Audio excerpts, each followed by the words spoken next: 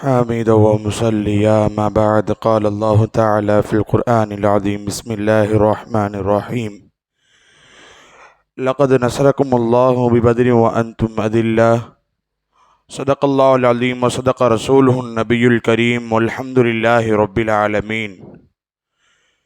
கோடான கோடி படைப்புகளை படைத்து பரிபாலிக்கக்கூடிய அந்த அல்லாஹுவுக்கு அனைத்து புகழும். இலோகத்தின் தலைவர் சையீதுல் அன்பியா சர்வரே காயினா ஹஜ்ரத் முஹம்மது முஸ்தபா ரசூல் ஸல்லல்லாஹு அலைஹி வஸல்லம் அவர்கள் மீதும் அவர்களை பின்பற்றிய உத்தம சத்திய சஹாபாக்கள், தாபியங்கள், தபா தாபியங்கள், நாதாக்கள், சுஹதாக்கள், இன்னும் குறிப்பாக இங்கு அமர்ந்திருக்கக்கூடிய நம் அனைவரின் மீதும் அல்லாஹுவின் சாந்தியும் சமாதானமும் என்றென்றும் நின்று நிலவட்டுமாகுக.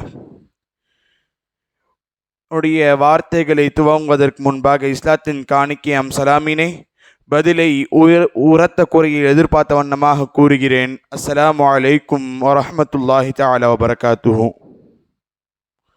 பதில் சொல்லுங்க. அல்லாஹ்வின் மாபெரும் கிருபையால் 17வது தராவியை நிறைவேற்றிவிட்டு அமர்ந்து கொண்டிருக்கிறோம். இந்த 17வது தினம் என்பது இஸ்லாத்தின் வரலாற்றில் மறக்க இயலாத, மறக்க முடியாத பொன் எழுத்துக்களால் பதிவு செய்யப்பட்ட மிகப்பெரிய ஒரு வரலாறு பத்ர் போர். அல்லாஹு அக்பர். அந்த போரை போன்று அதற்கு முன்னும் நடந்ததில்லை, பின்னும் நடந்ததில்லை. அப்படிப்பட்ட மிக அற்புதமான ஒரு போர். ஏன் இந்த போரை மட்டும் நாம் நினைவு கூறுகிறோம் என்று பார்த்தோம் என்று சொன்னால், இஸ்லாத்தின் பெருமானார் ஸல்லல்லாஹு அலைஹி வஸல்லம் அவர்களுடைய உம்மத்தில் முதலாக செய்யப்பட்ட போர் இந்த பத்ர் போர் என்பது. இந்த போருக்குண்டான காரணம் என்ன? பெருமானார் ஸல்லல்லாஹு அலைஹி வஸல்லம் அவர்கள் பிறந்ததிலிருந்து தாயின் வயிற்றுக்குள் இருக்கும் பொழுது தந்தை இழந்தார்கள். ஆதம் 6 மாதமாக இருக்கும் பொழுது தந்தை இழந்து, 6 வயதில் தாயை இழந்து, 8 வயதில் பாட்டனாரை இழந்து, 40வது வயதில் அல்லாஹ்வின் நபித்துவ பட்டம் கிடைக்கிறது.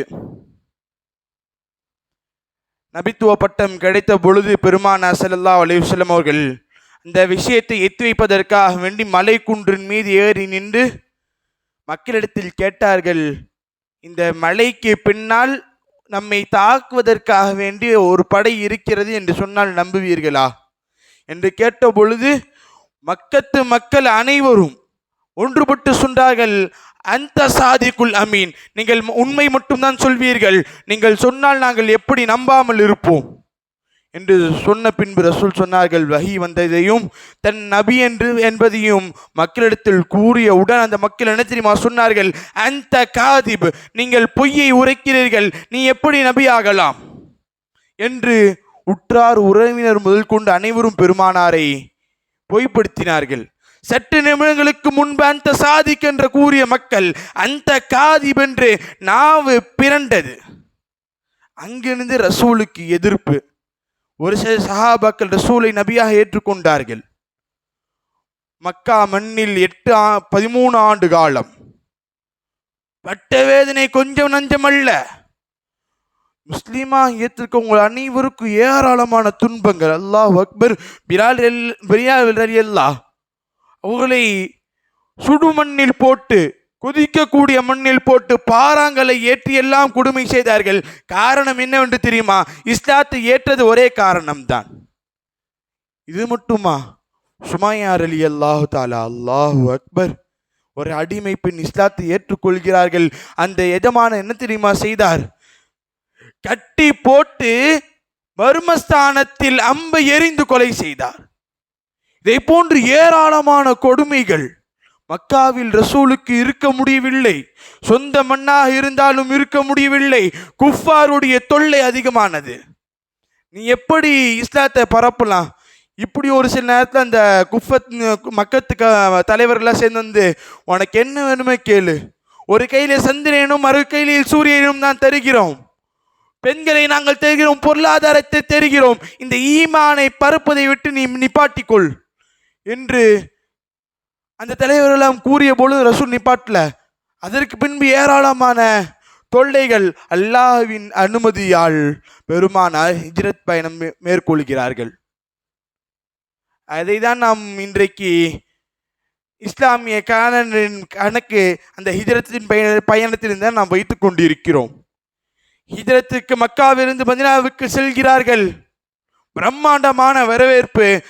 மதீனாவிற்கு சென்ற பின்பும் இந்த மக்கத்து மக்கள் சும்மா இல்லை.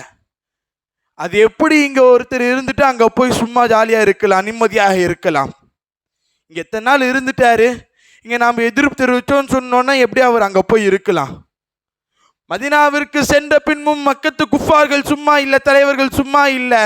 ஏராளமான தொல்லைகள் மக்காவிலிருந்து மதீனாவிற்கு. மதீனாவிலிருந்து மக்காவிற்கு யாரும் வரக்கூடாது, ஆனால் மக்காவிலிருந்து மதீனாவுக்கு யாரும் வேணாலும் போகலாம். ஒப்பந்தங்கள் எல்லாம் பெருமானார் பொறுமையாக காத்திருந்தார்கள். அப்பொழுது மக்கத்து தலைவர்கள்லாம் ஒன்றுபட்டு இந்த நபியையும் முகமதையும் அவனுடைய கொள்கையையும் அழிப்பதற்காக வேண்டி எல்லாம் பொருளாதாரத்தை எடுங்கள், நாம் அழிக்க வேண்டும். பொருளாதாரத்தை தீட்டினார்கள். பொருளாதாரம் பத்தவில்லை. அதற்காக வேண்டி வியாபாரத்தில் போட்டு பெருக்கிக் கொள்ளலாம் என்பதற்காக வேண்டி அந்த அனைத்து பொருளாதாரத்தையும் ஒரு வியாபாரத்தில் போட்டு அபூ சுஃப்யான் அவனின் தலைமையில் ஒரு படை செல்கிறது, ஷாமிற்கு செல்கிறது. அங்கு சென்ற பின்பு 3 மாத காலத்திற்கு பின்பு அந்த வியாபார கூட்டம் மீண்டும் மக்காவிற்கு வர வேண்டும். ஷாமிலிருந்து மக்காவிற்கு செல்ல வேண்டும் என்றால் மதீனா வழியாக தான் செல்ல வேண்டும். இந்த தகவல் ரசூலுக்கு கிடைக்கிறது. இந்த மாதிரி 3 மாசத்துக்கு முன்னாடி பெறப்பட்ட அந்த கூட்டம் இன்னைக்கு திரும்பி வந்துட்டு இருக்கு. அந்த கூட்டத்தை என்ன செய்கிறது, ரசூலுக்கு தகவல் வருகிறது. ரசூல் என்னது சொன்னார்கள், 40 பேர் கொண்ட ஒரு கூட்டத்தை அமைத்து அந்த கூட்டத்தை தடுக்குதான் சொன்னார்கள். அந்த இன்னொன்று பக்கம் சொல்ல போனா ஹிஜ்ரத் செஞ்சு போனாங்கல்ல, போன சஹாபாக்கள் அனைவரும் தான் போட்டிருந்த ஒரு உடை மட்டும்தான் அவர் எடுத்திருந்தது. மீதி அனைத்து சொத்து பத்துகளும் மக்காவில் தான் இருந்தது. அந்த சொத்துக்கள் எல்லாம் இந்த மக்கத்து குஃபார்கள் தான் ஆக்கிரமிச்சிட்டாங்க. அந்த பொருள் அவங்கள்ட்ட தான் இருக்கு. ஒட்டுமொத்தமாக அவங்கள்ட்ட வந்து புடுங்கணும் என்பதற்காக வேண்டி ஒரு 40 பேர் கொண்ட ஒரு குழுவை பெருமானார் ஸல்லல்லாஹு அலைஹி வஸல்லம் அவர்கள் அனுப்பி வைக்கிறார்கள். ஹிஜ்ரி 2ஆம் ஆண்டு அனுப்பி வைக்கிறார்கள். போகக்கூடிய சமயத்தில் அபூ சுஃபியானுக்கு உளவுத்துறையில் அவர்கள் தான் நிகர். அவரை போன்று உளவுத்துறை யாரும் இல்லை. உளவுத்துறை கிங் என்றும் சொல்லலாம். அபூ சுஃபியான் அந்த தகவலை அறிந்து கொண்டு நேரா ரூட்டை மாத்திட்டு போயிட்டாரு. மதீனாவின் வழியாக வராமல் ரூட்டை மாத்திக்கிட்டாரு. மாத்தினவர் அமைதியா போல. இந்த பக்கம் ஒரு பக்கம் ரசூலினுடைய 40 தோழர்கள் இந்த படையை இந்த கூட்டத்தை வழிமறுப்பதற்காக வந்து கொண்டிருக்கிறது. இந்த பக்கம் அபூ சுஃபியான் ரூட்டை மாத்திட்டு போயிட்டு இருக்காரு. அந்த நேரத்தை அபூ சுஃபியான் என்ன தெரியுமா செஞ்சாரு, லம்லம் என்ற குதிரையை வேகமாக ஓட்டக்கூடிய ஒரு மனிதர், அந்த மனிதரை கூப்பிட்டு, எப்போ உனக்கு 2 ஒட்டகத்தை நான் இங்கே தரேன், 2 ஒட்டகத்தை நான் இங்கே தரேன், 10,000 திர்கத்தை மக்காவுக்கு வந்து தரேன். நீ என்ன தெரியுமா பண்ற, நேராக அங்கே போய் முகமதுடைய கூட்டத்தார்கள் நம்முடைய படையை நம்முடைய கூட்டத்தை துரத்தி கொண்டு இருக்கிறார்கள் என்று சொல்லி அனுப்பி வைத்தார்கள். லம்லமத்துல் கிஃபாரி வேகமாக சென்றார். குறுக்கு வயலில் சென்று வேகமாக செல்கிறார். சென்று மக்காவிற்குள் எப்படி தெரியுமா நுழைந்தார்? மக்காவிற்கு எப்படி தெரியுமா நுழைந்தார்? லத்தீமா லத்தீமா, ஆபத்து ஆபத்து என்று நினைந்தார்.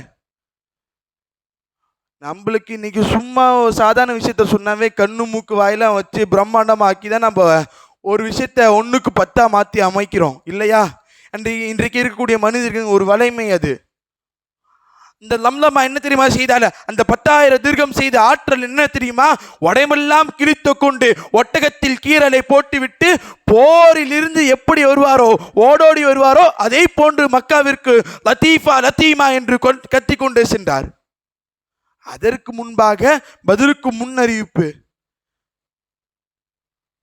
ஆத்திகா ரசூலுல்லாவின் குப்பிமா அவங்க கனவுல ஏற்கனவே வந்துருச்சு. இந்த மாதிரி 3 நாளைக்குள்ளே இந்த மக்காவில் ரத்த ஓட்டப்படும்ட்டு அவங்க ரகசியமாக இப்னு அப்பாஸ் கிட்ட சொல்றாங்க, இந்த மாதிரி நான் கனவு கண்டேன், மக்கள் 3 நாளுக்குள்ள ரத்தம் ஓட்டுற மாதிரி. யார்ட்டையும் சொல்ல வேணாம்னு சொல்றாங்க. ஆத்திகா அம்மா அவங்க இன்னைக்கு ஒரு விஷயத்தை வேகமா பரப்பணும்னு யார்ட்டையும் சொல்ல வேணாம்னு சொல்லிட்டா அதோடைய வேகம் வேற லெவல் தான், வைரலா பரவும். அதே போன்று அப்பாஸ் அவர் தோழருக்கு சொல்ல இப்படி ஒவ்வொரு காது பரவ ஊரு முழுக்க பரவி கடைசியில் அபூஜஹலின் காதுக்கு போகிறது. அபூஜஹல் அன்னைக்கே பிடிச்சி ஆத்திகா அம்மையாட்ட பிடிச்சி கேள்வி கேட்டு 3ஆவது நாள் நெருங்கியதும் மக்காவுக்கு முன்னாக நிப்பாட்டி உங்களுடைய குடும்பத்திற்கு பொய்யான குடும்பம் என்று பெயர் வைத்து விடலாமா என்று ஒரு சந்தை அங்கு ஓடுகிறது. அந்த சமயத்தில் இந்த லம்லமத்துல் ஹிஃபாரி லத்தீமா என்று கத்திக்கொண்டு ஓடினார். என்னானது ஏதானதோ என்று தெரியாமல் எல்லாம் பதறுகிறார்கள். அப்பொழுது லம்லமா சொன்னாரு, அங்க முகமதுடைய கூட்டத்தார்கள் இங்க பிடிபடல, அங்க சொல்றதாமே கூட்டத்தார்கள் நம்முடைய வியாபார படையெல்லாம் பிடிச்சிட்டாங்க, எல்லாம் மாட்டிக்கிச்சு என்று சொன்னவுடன் அபூஜஹலுக்கு வந்தது கோபம். உடனே எல்லாம் படைக்கு போருக்கு தயாராகுங்கள், எல்லாம் போருக்கு தயாராகுங்கள் என்று போருக்கு கிளம்புகிறார்கள். அந்த நேரத்தில் அபூ சுஃபியானும் மக்காக்குள்ள போயிட்டார். சேஃப்டியா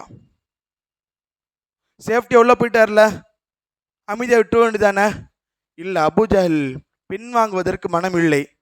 ரசூலும் அவருடைய கூட்டத்தாருக்கும் அழிப்பதற்கு இந்த நேரத்தை தவிர வேற நேரம் நமக்கு அமையாது, இந்த நேரத்தில் அவர்கள் அழித்தே தீர வேண்டும் என்று சொல்லி அபூஜஹல் முன் வைத்த காலை பின் வைப்பதற்கு மனம் இல்லை. எல்லாம் சொல்றாங்க.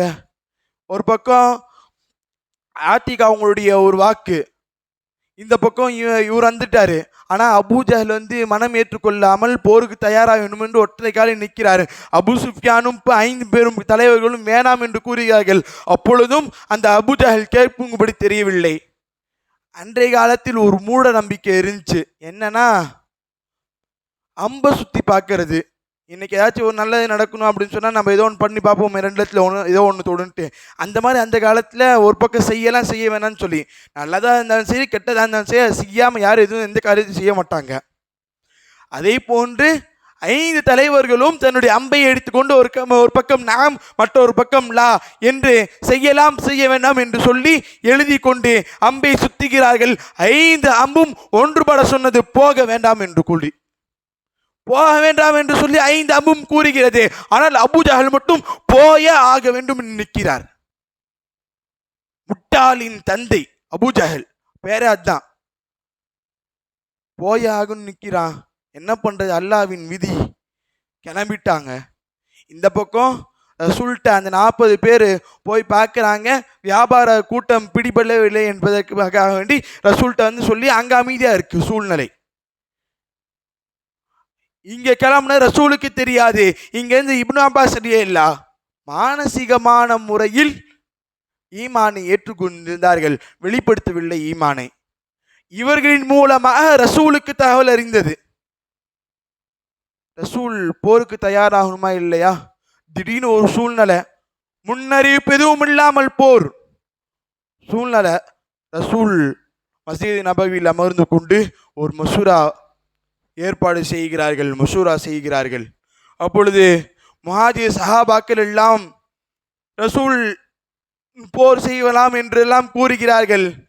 ரசூலிடத்தில் கூறிய போர் செய்யலாம் என்றெல்லாம் கூறுகிறார்கள். ஆனால் அந்த மசூரா நீடித்து கொண்டே இருந்தது. காரணம் இருப்பது மதீனாவாசிகளிடத்தில், அன்சாரி சஹாபி இடத்தில். அவர்கள் தான் வீடை கொடுத்தார்கள், அவர்கள் தான் அனைத்தையும் கொடுத்தார்கள். போருக்கு கூப்பிட்டா வருவாங்களா வரமாட்டாங்களான்னு தெரியலையே அப்படின்னு ரசூலுக்கு ஒரு சந்தேகம். மற்றொரு பக்கம் அவர்கள் இடத்திலிருந்து யாரும் பேசவில்லை, தரப்பிலிருந்து அந்த மஷூராவில் யாரும் பேசவில்லை. அதனால் அந்த மஷூரா நீடித்து கொண்டே இருந்தது. உடனே சஅத் இப்னு முஆத் ரலியல்லாஹு அல்லாஹு அக்பர் எந்திரித்து நின்று சொன்னார், யா அய்யுஹர் ரசூல் கத் சத்தக்னாக வ ஷதத்னாக அம்மா ஜிஅத பிஹி வ ஹுவல் ஹக். நபியே, நீங்கள் உண்மையானவர்கள், உங்களை கொண்டு நாங்கள் கடினமாக ஈமான் கொண்டு விட்டோம். நீங்கள் சொன்னால் நாங்கள் எதை வேணாலும் செய்யலாம், நீங்கள் கிணத்தை காமித்து குதிங்கள் என்று சொன்னால் நாங்கள் குதித்து விடுவோம். நாங்கள் என்ன மூசா நபியின் கூட்டத்தாரை போன்று நீங்கள் போர் செய்யுங்க, நாங்கள் வேடிக்கை பார்ப்போம் என்று கூறிவிடும் என்று பயப்படுகிறீர்களா? இல்லை, உங்களுக்கு முன் நின்றும் பின் நின்றும் வலதுபுறத்திலும் இடதுபுறத்திலும் உங்களுக்காக நாங்கள் போர் செய்வோம் என்று கூறியவுடன் அந்த மசூரா நிறைவு பெற்றது. பேசுறது யாரு தெரியுமா? இந்த சாதிபு முஆது ரலியல்லாஹு யார் தெரியுமா? வெறும் 17 வயது சஹாபி.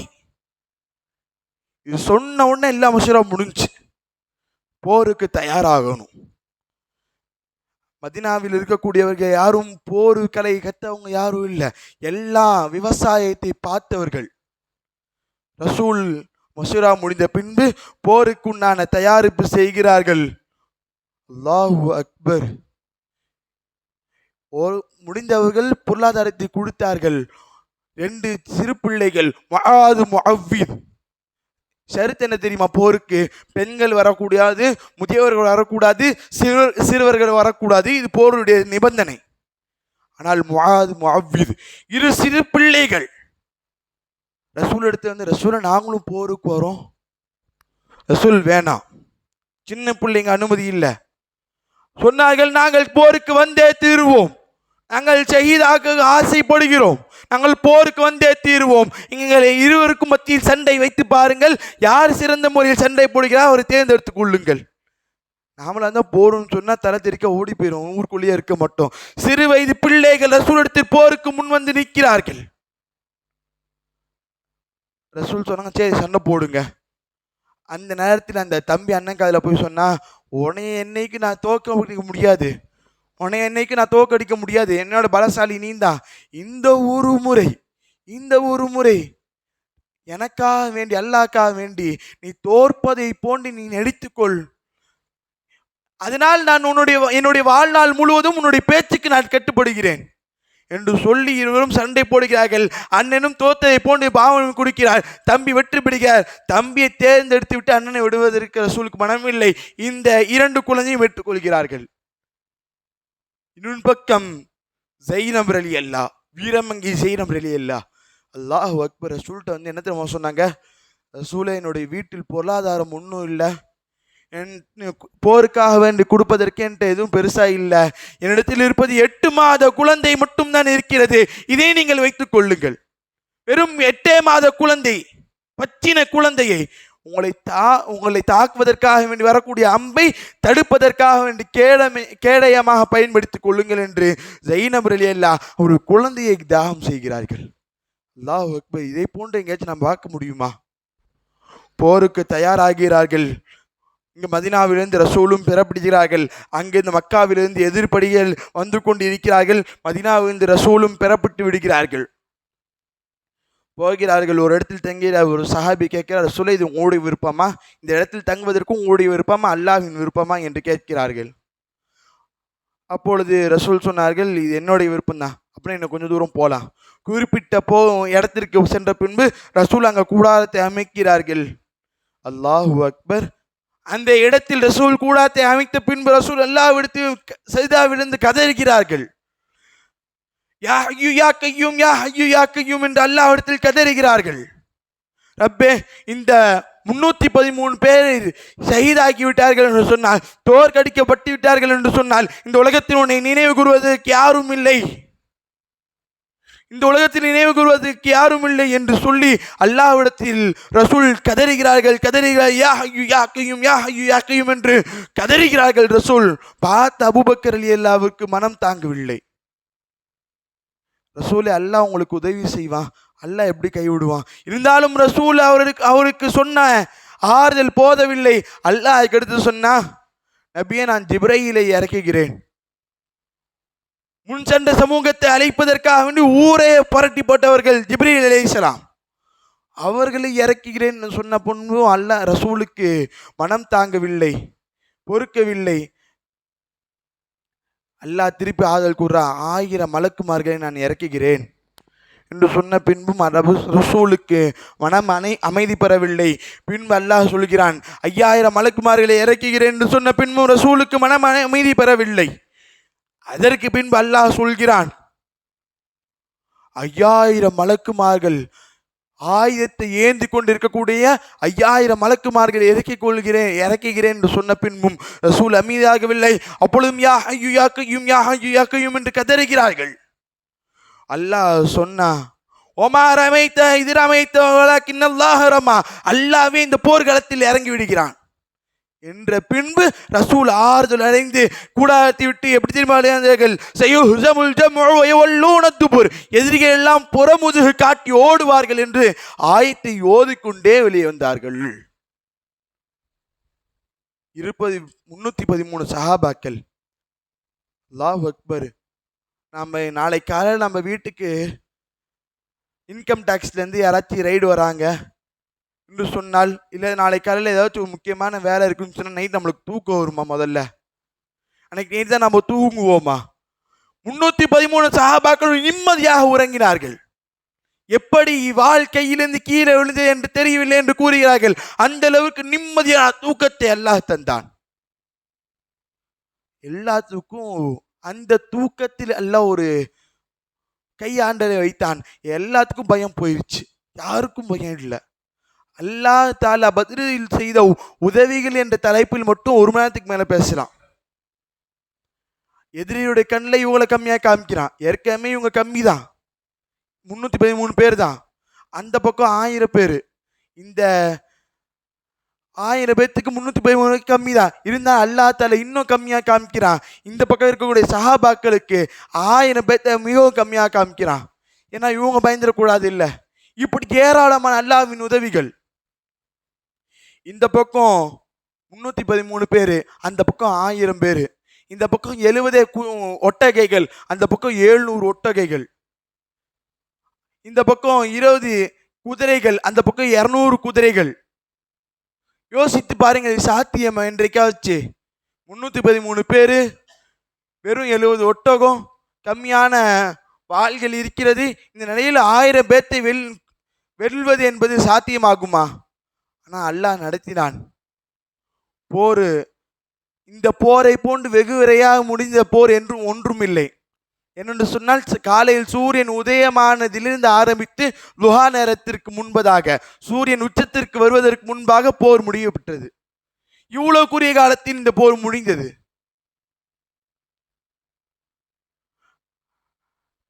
காலை உதயமாகிறது, போருக்காக வேண்டி வரிசை நிப்பாட்டுகிறார்கள்.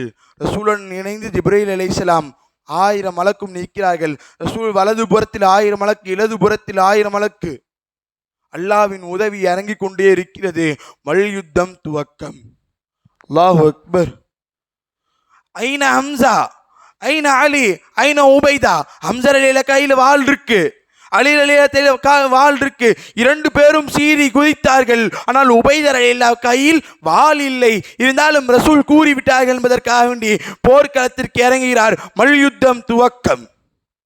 மல்யுத்தம் துவக்கம். எதிரே ஷைபா, உத்பா, வலீத். 3 நபர், இந்த பக்கம் 3 பேர், இந்த பக்கம் 3 பேர். மல்யுத்தம் துவக்கம். சற்று நேரத்தில் ஹம்சா அலிலா ஷைபாவின் தலையை தீவி எடுத்து விட்டார்கள். அலிலா உபைதாவின் தலையை எடுத்து வீசி விட்டார்கள். இந்த பக்கம் அலிலா உத்பாவின் தலையை வீசி விட்டார்கள். இந்த பக்கம் உபைதர் அலிலா கையில வாள் இல்ல, அந்த பக்கம் எதிரிட்ட வாள் இருக்கு. திணறி கொண்டிருக்கிறார்கள். அச்சமயத்தில் அந்த வலீது உபைதர் அலில்லாவின் காலை சீவி விட்டார். அந்த பார்த்த அலி அலில்லாவுக்கும் ஹம்சா அலிக்கும் மனம் பொறுக்காமல் ஓடோடி வந்து அவர் முதுகை அலி அல்லா சீவ ஹம்சா அலில்லா வலீதின் தலையை சீவினார்கள். மல்யுத்தத்தில் வெற்றி. இப்பயும் அவங்க நினைச்சா ஓடி போயிருக்கலாம் எதிரிகள். இல்லை, வீம்புக்கு வீராப்பிற்கு நிற்கிறார்கள். என்னென்னு சொன்னால், அல்லாஹ் ஏற்கனவே சொல்லிட்டு யார் யாரெல்லாம் எந்தெந்த இடத்துலலாம் ஷஹீதாக்க கொல்லப்படுவான்னு சொல்லிட்டு கூடாரத்தையும் வெளில வந்தாங்கல்ல. அப்பெல்லாம் அபூஜஹல் எங்கே கொல்லப்படுவான், யாரே எங்கெங்கெல்லாம் கொல்லப்படுவான்னு சொல்லி அப்பயே ரசூல் மார்க் பண்ணி காமிச்சிட்டாங்க.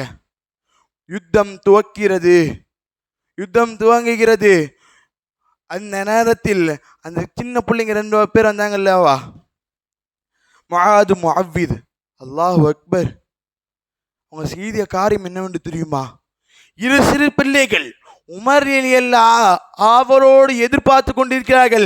அபூஜஹலின் இடத்தில் மாட்ட மாட்டானான்ட்டு. அபூஜஹல் மாட்ட மாட்டானா, அவனை நான் கொல்ல வேண்டும் என்று உமர் ரலியல்லாஹு ஒரு பக்கம் அவளோடு எதிர்பார்க்க, இந்த முஆவித் அவங்க சச்சாட்ட போய் அந்த அபூஜஹல்னு ஒருத்தனை சொல்லுவாங்களே, அவன் எங்கே இருக்கான், அவனை காமிங்கன்னு சொல்லி இந்த 2 சின்ன பிள்ளைங்க, யாரு அபூஜஹல கரெக்டா அல்லாவின் நாட்டம், கரெக்டா அபூஜஹல் நேரம் முன்னாடி போறான். கையோட காட்டியுடன் இந்த இரு சிறு பிள்ளைகளும் கையில் வாளை தூக்குவதற்கு சக்தி இல்லை. வாளை தரத்திரண்டு தரையில் இழுத்து கொண்டு நேரா போய் அண்ணன் குதிரையின் வாளை வீச தம்பி அபூஜஹலின் தலையை எடுத்தான். சாத்தியமாகுமா இது? சிறு பிள்ளைகள், 14 வயசு சின்ன பிள்ளைகள் அபூஜஹலை கொண்டார்கள். இஸ்லாத்துடைய வரலாறை எடுத்து பார்த்தால் தெரியும். பெருகொண்ட படையை அட்ரஸே இல்லாத ஆட்களை கொண்டுதான் அல்லாஹ் அழைத்திருக்கிறான். மக்கா காபத்துல்லாவை அழிப்பதற்காக யானப்படையை அபாபில் என்ற பறவை கொண்டு அழித்தான் அல்லவா? இப்ராஹிம் அலைஹிஸ்ஸலாத்தை எதிர்த்து கொண்டிருந்த அந்த படையை வெறும் கொசுவை வைத்து அல்லாஹ் அழைத்தான். அதே போன்று இந்த அபூஜஹலை முஆது முஅவ்வி என்ற அட்ரஸே இல்லாத இந்த இரு சிறு பிள்ளைகள் மூலமா அல்லாஹ் கொலை செய்தான். ரசூல் சொன்ன மாதிரி யார் யார் எங்கெங்கெல்லாம் ஷஹீதாகவும் சொன்னாங்களோ அதே போன்று கச்சிதமாக ஒரு நூல் முன்ன பின்ன இல்லாமல் அந்தந்த தலைவர்கள் எல்லாம் ஷஹீதானார்கள். போரில் எல்லாம் பல நபர்கள் ஷஹீதாக்கப்பட்டார்கள். ஒரு இஸ்லாத்தின் பக்கம் வீழ்ச்சி கம்மி, அந்த பக்கம் வீழ்ச்சி அதிகமாக இருக்கிறது. எல்லாம் பின்வாங்க துவங்கி விட்டார்கள். 70 பேர் கொலை செய்யப்பட்டார்கள். எதிர்படத்தில் 70 பேர்கள் ஷஹீதாக்கும் கொலை செய்யப்பட்டார்கள். 70 பேர் கைதியாக பிடிக்கப்பட்டார்கள். நீண்ட நெடிய வரலாறு, நேரத்தின் கருமை சுருக்கமாக கூறுகிறேன். 70 பேர் கைதி, 70 பேர் ஷஹீது. அந்த கொலை செய்யப்பட்டவர்களே ஒரு கிணத்து பக்கம் தூக்கி போடுறாங்க. தூக்கி போட்ட பின்பு ரசூல் அவங்கள்ட்ட போய் பேசுகிறாங்க, நீங்கள் அழிவேன்னு தெரிஞ்சும் நீங்கள் எல்லாம் இப்படி பண்ணிட்டீங்களே அப்படின்னு சொல்லி அந்த கிணத்தின் பக்கம் ரசூல் ஒரு உரையாடல் ஆடுகிறார்கள், பேசுகிறார்கள். அதை பக்கத்தில் இருந்த உமர் அலி எல்லாம் பார்த்து, என்ன ரசூலே இறந்து போனவன்கிட்ட போய் பேசுகிறீங்களே, இன்னைக்கெல்லாம் ஜியாரத் செய்யக்கூடாது நிறைய பேர் பேசிட்டு இருக்காங்க. ஜியாரத்திற்கு முக்கியமான ஒரு ஆதாரம் இது. நீங்கள் போய் இறந்தவங்கள்ட்ட போய் பேசிட்டு இருக்கீங்களே அப்படின்னு ரசூல் கேட்குறப்ப, ரசூல்கிட்ட உமர் அலியில கேட்குறப்ப ரசூல் சொன்னாங்க, உமரே, உங்களை விடவும் மிகவும் நன்க அவர்கள் கேட்டுக்கொண்டிருக்கிறார்கள், நன்காக கேட்டுக்கொண்டிருக்கிறார்கள். நீங்கள் கேட்பது என்ன, அவர்கள் இதுவும் கூர்மையாக கேட்டுக்கொண்டிருக்கிறார்கள் என்று பெருமானார் ஸல்லல்லாஹு அலைஹி வஸல்லம் பதில் அளித்தார்கள். அதற்கு பின்பு 70 கைதி தான் நினச்சிருந்தா என்ன வேணாலும் செஞ்சுருக்கலாம், ரசூல் கொலை செய்திருக்கலாமா, இதுக்கும் தனி போட்டாங்க. நிறைய பேர் சொன்னாங்க மலைக்கு மத்தியில் வச்சு கொலை எரிச்சிடலாம், இவங்க எல்லாத்துக்கும் கொன்றுலாம். ஆனால் அபூபக்கர் ரலியல்லாஹுவின் ஆலோசனை, ரசூலை நம்மளுடைய உறவினர்கள், இவர் இடத்தில் நாம் ஏதோ ஒரு ஃபைனை போட்டு விட்டுடலாம். ரசூல் அந்த ஆலோசனை ஏற்றுக்கொண்டு அனைவருக்கும் 4000 திருகத்தை கொடுத்துவிட்டு விடுதலை ஆகிவிடலாம் என்று சொல்கிறார்கள். இங்கு ஏழை கைதிகளும் இருப்பார்கள். அந்த நேரத்தில் ரசூல் சொன்னார்கள், அந்த கைதியாச்சும் அடிமையாக்கி வச்சிருக்கலாம். ஆனால் ரசூல் கைதியிடத்தில் நடந்த விதம் அற்புதமான ஒரு விதம் என்ன தெரியுமா சொன்னாங்க, பண வசதி இல்லாதவர்கள் இங்கே அவருக்கு இருக்கக்கூடிய கல்வியை மதினா குழந்தைகளுக்கு கற்றுவிட்டு நீங்கள் விடுதலையாகிக் கொள்ளுங்கள் என்று ரசூல் அந்த கைதிகளுக்கு சொன்னார்கள். இந்த 313 சஹாபாக்கள் 1000 பேர் கொள்ளணும்னு சொல்றப்ப வந்தாங்க. முதல்ல நம்மளுக்கு தைரியம் வருமா? ஆனால் அவர்கள் ரசூல் சொன்னதற்காக வேண்டி வந்ததற்காக வேண்டி அல்லாஹ் அவருக்கு தந்த மிகப்பெரிய பரிசு என்ன தெரியுமா? முன்பின் பாவங்கள்லாம் மன்னிக்கப்பட்டவர்கள், அனைத்து பாவம் மன்னிக்கப்பட்டவர்கள் என்று அல்லாஹால அவருடைய பாவத்தை எல்லாம் மன்னிச்சுட்டான். ஒரு முறை ஒரு பெண்மணி மதினாவிலிருந்து ஒரு தூதுவை மக்காவிற்கு குஃபாருக்கு கொண்டு போயிட்டு இருக்கப்ப ரசூலுக்கு அறிவிக்கப்பட்டு விடுது. அந்த பெண்மணியை பிடிப்பதற்காக வேண்டி இராணுவ ரகசியத்தை அந்த பெண்மணி கொண்டு போயிட்டு இருக்கா. அந்த பெண்மணியை பிடிப்பதற்காக வேண்டி ரசூல் 2 சஹாபிகளுக்கு அனுப்பி வைக்கிறார்கள். அந்த 2 சஹாபியும் அதே போல் ரசூல் சொன்ன இடத்துல அந்த பெண்மணி இருக்கிறார். அந்த பெண்மணியை பிடித்து வரப்படுகிறது. அந்த பெண்மணியிடத்தில் கேட்கப்பட்டது, யார் உனக்கு இந்த தபால் தந்தா, யார் உங்களை கொண்டு போய் கொடுக்க சொன்னா? அப்பொழுது ஒரு சஹாபியை சுட்டி காமிக்கப்படுகிறது. அந்த சஹாபியை இழுத்து வருகிறார்கள், கொண்டு வருகிறார்கள். அந்த சஹாபி இடத்தில் கேட்கிறார்கள், எதற்காக வேண்டியதை செய்தார்? அந்த சஹாபி சொன்னாங்க, நான் முனாஃபிக்கெல்லாம் இல்லை, உங்களை கொண்டு முழுமையாக ஈமான் கொண்டிருக்கேன், மக்களோட சுத்தபத்திலாம் இருக்குது, இதை செஞ்ச மூலமா அவங்க என்னுடைய சுத்தபத்துக்களை பாதுகாப்பாக வச்சுருப்பாங்க, அதற்காக வேண்டிதான் ரசூலை நான் இது இப்படி செய்தேன். இன்னொரு பக்கம் உமர் ரலியல்லாஹு கொதிக்கிறார்கள், இப்படி செய்து விட்டார் ரசூலை, இவருடைய தலையை நான் எடுத்தே தீர வேண்டும் என்று உமர் ரலியல்லாஹு கொதித்து கொண்டு இருக்க ரசூல் என்ன சொன்னாங்க, இவர்கள் பதிலில் கலந்து கொண்ட சஹாபி இவரை அல்லாஹ் தாலாவே மன்னித்து விட்டேன் என்று சொல்கிறான்.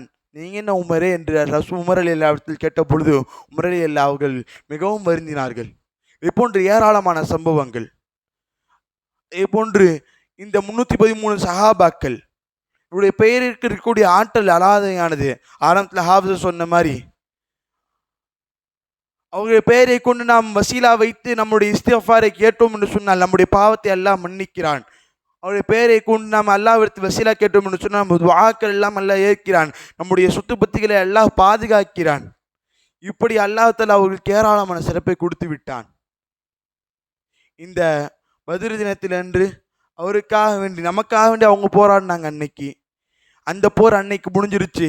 இன்னைக்கு நமக்கும் மிகப்பெரிய ஒரு போர் எப்போது இருந்து கொண்டே தான் இருக்கிறது.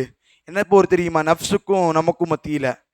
அமல் செய்யணும் செய்ய வேணாம், அதில் இன்னைக்கு நாம் நிறைய பேர் தோற்று போயிடுறோம். அமல் செய்யணும் அமல் செய்ய வேணாம், நஃப்ஸுக்கும் நமக்கும் மத்தியில் போர். அந்த போரில் நாம் வெல்ல வேண்டும், அல்லாஹ்விடத்தில் நாம் நெருக்கப்பெற வேண்டும் என்று சொன்னால் இந்த நஃப்ஸ் என்ற ஷைத்தானை கொலை செய்து நாம் அல்லாஹ்விடத்தில் நெருங்க வேண்டும். இந்த பத்ரியின் அன்னைக்கு இது முக்கியமாக இந்த மஃபிரத்துடைய 10 நாள் இந்த நாளில் அவர்களுடைய பெயரை கூறி யாசின் ஓதி அவருடைய பெயரை கொண்டு அல்லாஹ்விடத்தில் மஃபிரத்திற்கும் நம்முடைய உடல் ஆரோக்கியத்திற்கும் ஹயாத்துடைய பரக்கத்திற்கும் அல்லாஹ்விடத்தில் துஆ கேட்போம் என்று கூறி உடைய உரையை முடித்துக் கொள்கிறேன். வாஹிரு தாவானா அல்ஹம்துலில்லாஹி ரப்பில் ஆலமீன். அஸ்ஸலாமு அலைக்கும் வரஹ்மத்துல்லாஹ்.